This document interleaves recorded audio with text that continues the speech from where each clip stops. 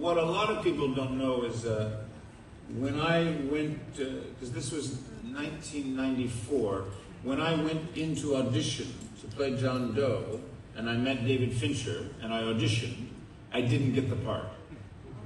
Someone else got the part.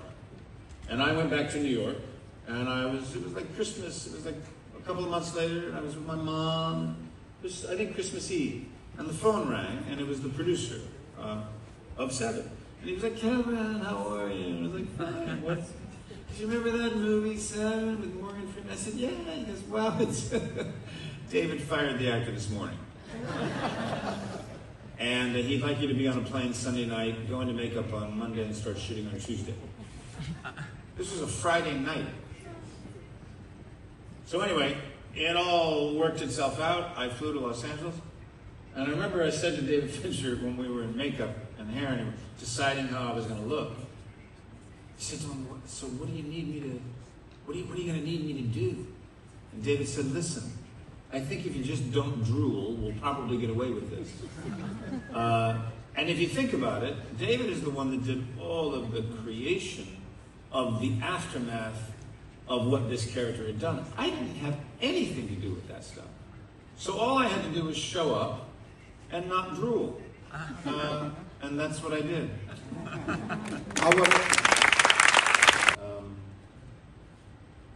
mean, for me, American Beauty was about the gradual, slow rebellion of a man fighting against the mundane, everyday life, modern life. And I identified with those emotions then, and I still do today. It opened me up in many ways. I wish I'd been more open to other things in my life at that time, but the thing that I'm most proud of is when people stop me and say that they saw themselves in Lester Burnham, that they identified very personally with his journey,